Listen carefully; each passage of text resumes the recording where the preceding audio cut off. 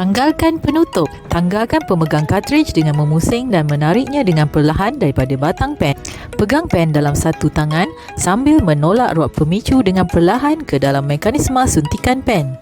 Ambil kartridge dari paknya dan periksa labelnya untuk memastikan anda mengambil insulin yang betul dan belum tamat tarikh lupus. Tunggu sehingga kartridge mencapai suhu bilik sebelum menggunakannya. Masukkan bahagian keluli kartridge ke dalam bekas kartridge dahulu. Putarkan batang pen kembali ke pemegang kartridge sehingga kedengaran bunyi klik. Golekkan kartridge di antara dua tapak tangan anda dalam posisi melintang sebanyak 10 kali. Kemudian, dirikan kartridge secara menegak dan goncangkan ke atas dan ke bawah sebanyak 10 kali. Pastikan insulin berwarna putih keruh sekata. Jika tidak, ulangi 2 langkah sebelum ini.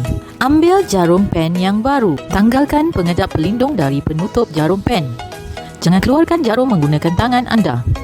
Skrukan jarum pen sepenuhnya ke pemegang kartridge. Untuk mengelakkan jarum pen terjatuh atau bengkok, pastikan jarum pen lurus semasa dipasang. Tanggalkan penutup luar jarum pen dan simpan untuk kegunaan lanjut. Tanggalkan penutup dalam jarum pen dengan berhati-hati dan buangkannya. Titisan insulin mungkin terlihat di hujung jarum pen. Penyediaan pen insulin harus dilakukan sebelum setiap suntikan. Untuk memastikan kartridge insulin tidak mengandungi gelembung udara dan pen insulin boleh menyampaikan dos. Pegang pen insulin dengan hujung jarum pen menghala ke atas. Jentik pemegang kartridge perlahan-lahan untuk mengalihkan gelembung udara ke bahagian atas kartridge. Gelembung-gelembung udara kecil mungkin masih kelihatan. Putarkan pemusing dos sehingga nombor 2 kelihatan di penanda. Dalam keadaan menegak dan hujung jarum pen menghala ke atas, tekan punat suntikan sehingga penanda menunjuk nombor 0. Akan kelihatan 2 atau 3 titik insulin keluar dari hujung jarum pen.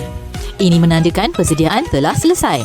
Jika tiada titisan insulin kelihatan, ulangi langkah di atas maksimal 5 kali sehingga 2 atau 3 titik insulin terbentuk di hujung jarum pen. Pen insulin anda kini sedia digunakan. Untuk menetapkan dos, putarkan pemusing dos sehingga mendapat dos menurut preskripsi doktor anda.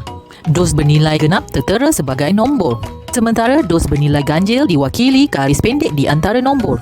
Jika nombor di tahap dos lebih tinggi dari dos diperlukan, putarkan pemusing sehingga dos berada di nombor yang lebih rendah. Selepas suntikan berulangan, jika punat suntikan terhenti separuh jalan dan nombor 0 tidak tertera, jangan paksa punat suntikan ke bawah. Ini bermakna kartridge tidak mengandungi insulin yang mencukupi. Dalam keadaan ini, gantikan dengan kartridge yang baru dan lengkapkan dos suntikan seperti yang diperlukan. Untuk melakukan suntikan, pilih dan periksa bahagian badan untuk disuntik.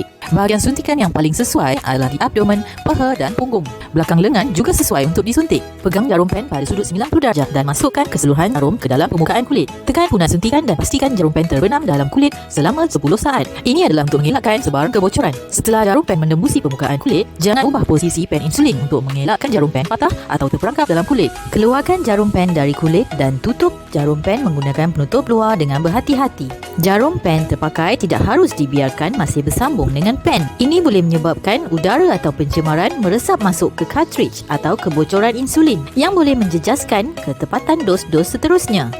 Tanggalkan jarum pen dan buangkan secara selamat. Untuk menutup pen, selarikan dan tutupkannya dengan perlahan untuk memastikan ia lekap dengan batang pen. Jangan tanggalkan kartridge dari bekasnya sehingga kartridge sudah kosong.